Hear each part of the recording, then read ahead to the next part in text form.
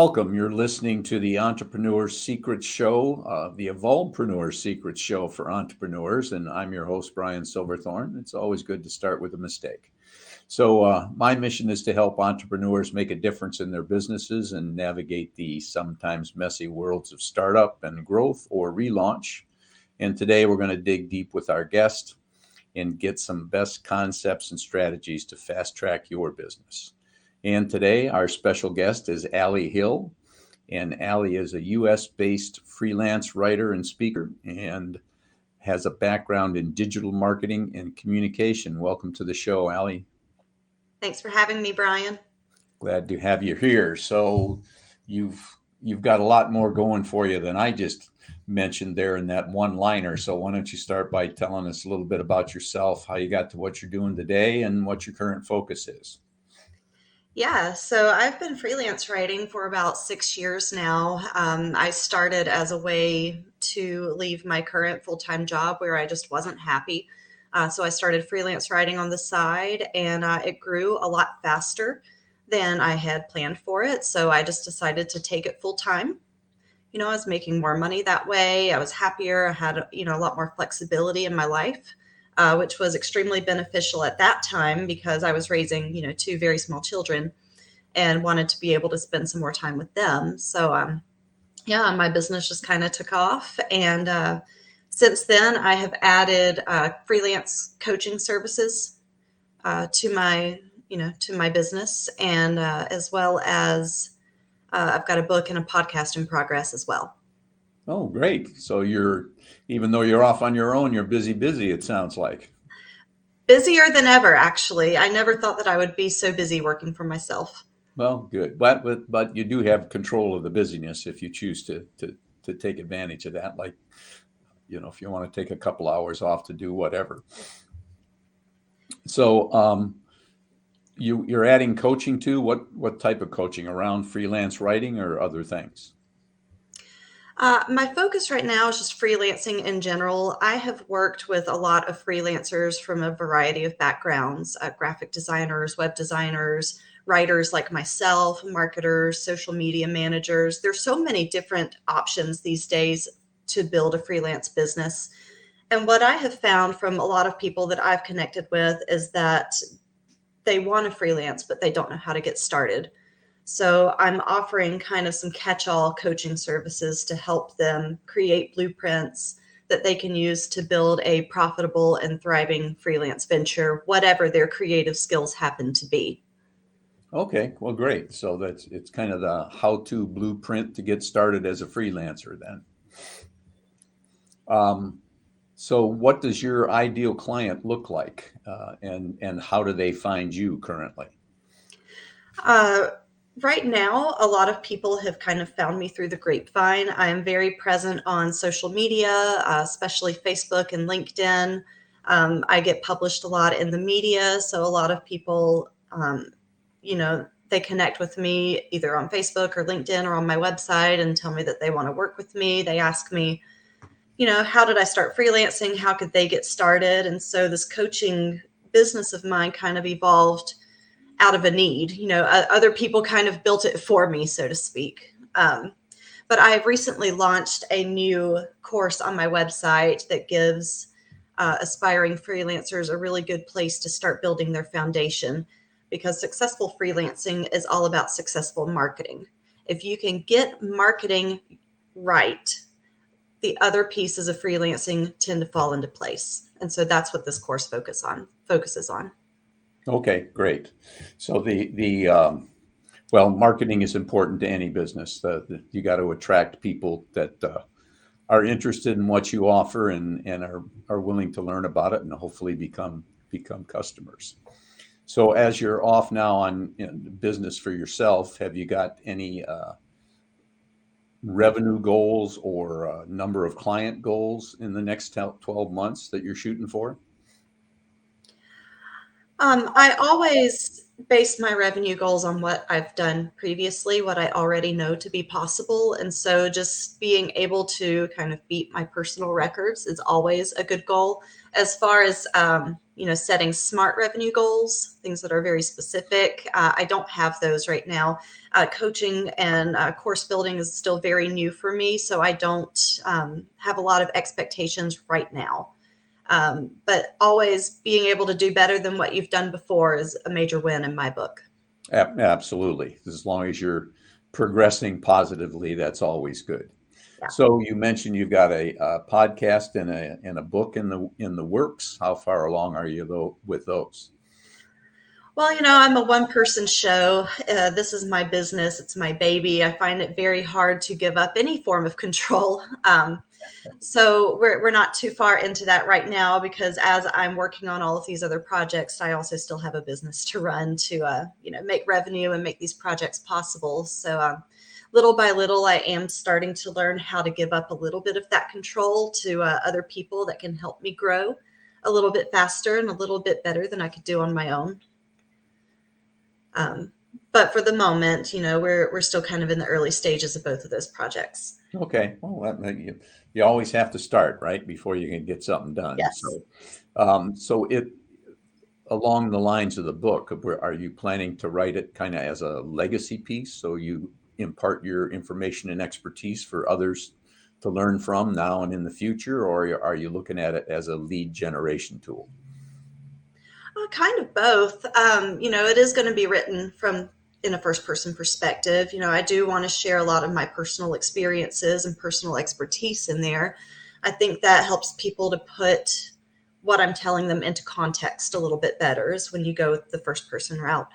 So I do have, an outline of basic building blocks on how people can start freelancing, some personal stories, a little bit of humor interjected in between. I think it's going to be a piece that's not only helpful and actionable, but also highly relatable.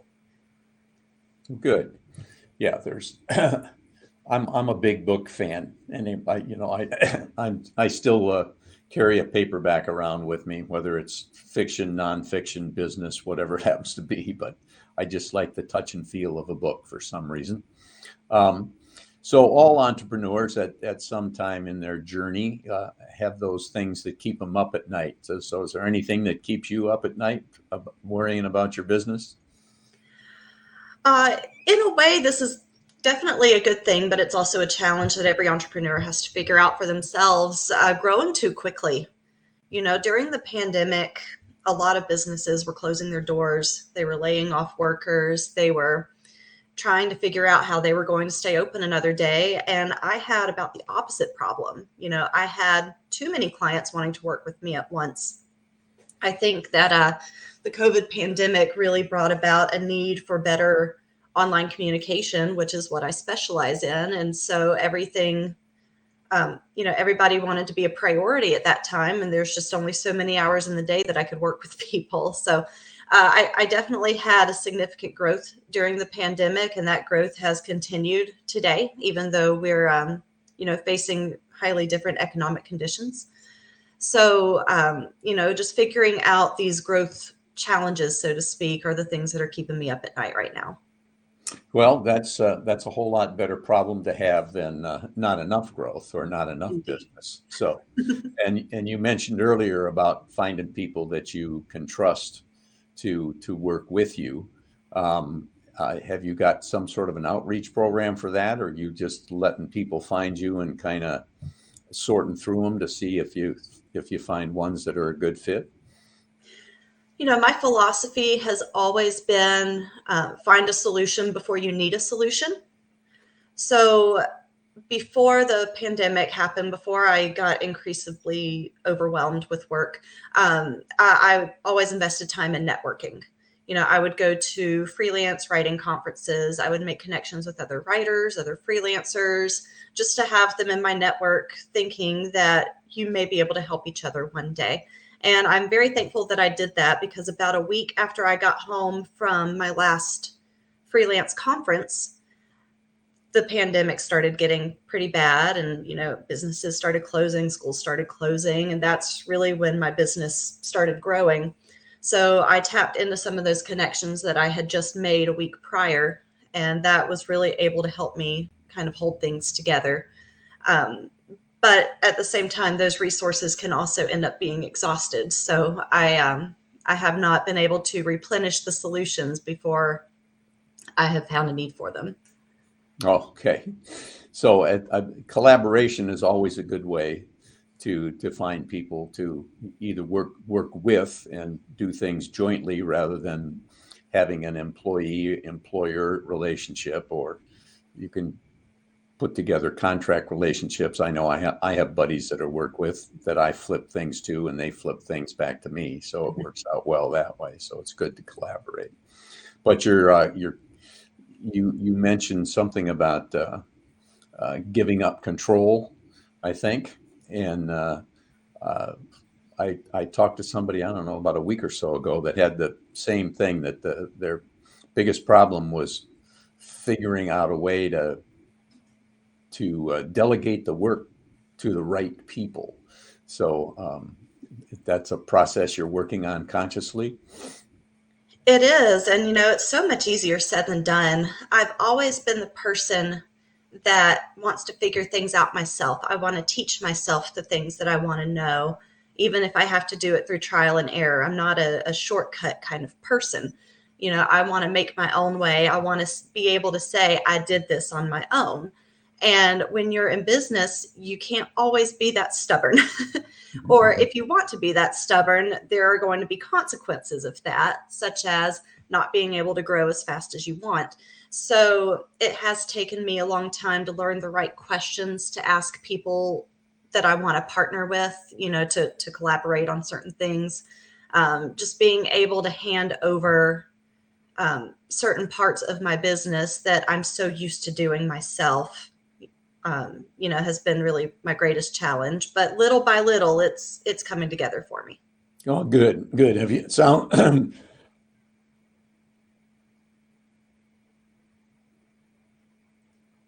sounds like you may have a little bit of perfectionist in you. Is that true? Maybe a lot. Yeah, because as you were saying that, I thought of a guy I've known for years who is a painting contractor. And I kept asking him why he always worked by himself, why he didn't have any helpers. And he just said he could never find anybody that would live up to his expectations as it relates to meticulousness and neatness and all of that. So he just decided to give up on it and just move ahead as best he could on his own. He does well, but so it sounds a little bit familiar.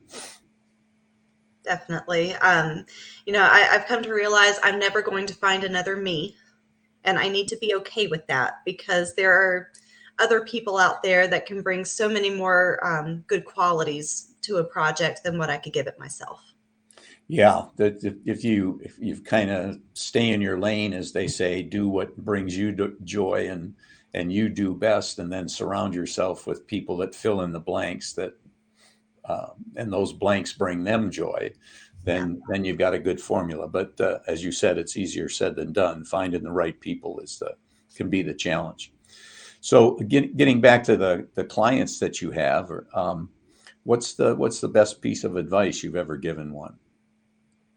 The best piece of advice I've given a client? Yeah, either from the freelance point of view or the coaching point of view, or both.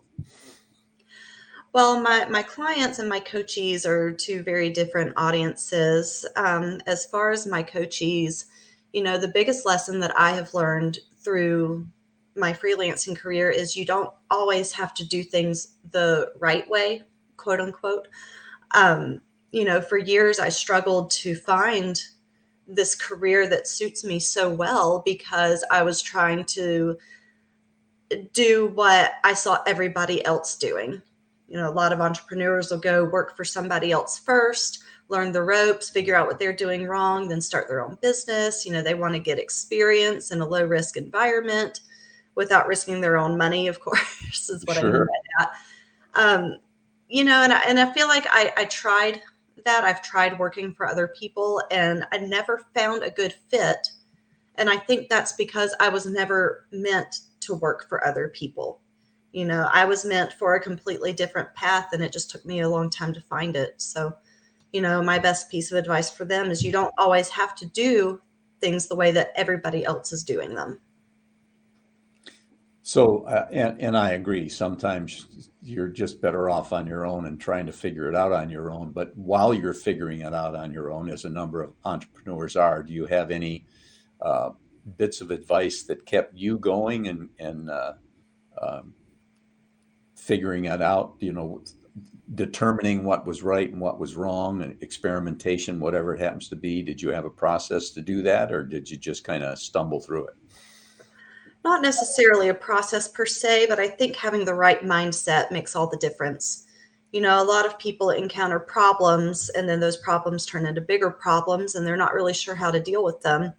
My philosophy on that is to look at problems as opportunities. You're finding what doesn't work necessarily. I try to take something away from every opportunity. I try to treat it as a learning opportunity so that I can do better next time, or so I can think more creatively and more critically to find my way around something that's, I don't take no for an answer, basically. Okay. Yeah. So, yeah, that's a good philosophy, because everything isn't going to happen the way you expect it to. And, somebody smarter than me once said, learn to live in the world of uncertainty, because that's where all the opportunities lie. But you just have to pay attention to them when they come along and take away what you can from them to your benefit. So we're kind of getting toward the end here. Can you tell people again how to get a hold of you and maybe leave us with a final thought? Absolutely. The quickest way to get a hold of me is probably through my website, which is www.flourish, FLEURISH, freelance.com. You can drop me a message there. You can also email me at alli@flourishfreelance.com and connect with me on LinkedIn. Okay, great. So any final thoughts for our audience about entrepreneurship, life, whatever makes sense? I'll just keep going. Things are not going to happen overnight. Things might happen faster than you expect. They might happen slower than you expect. The only thing is that, motivation is going to follow action. So you don't necessarily have to feel motivated in order to make things happen. You need to start making things happen, and that will give you the motivation to keep going. Well, with that, we'll call it a wrap on another great guest episode of the Evolvepreneur Secret Show for Entrepreneurs with our guest, Alli Hill. And if you like this, please give us a 5-star rating and perhaps refer a couple of friends to it so that you can spread the word. And if you want to make sure to catch future episodes, please go to evolvepreneursecrets.show and sign up there. And until next time, if you're an entrepreneur, make your next great idea starting today.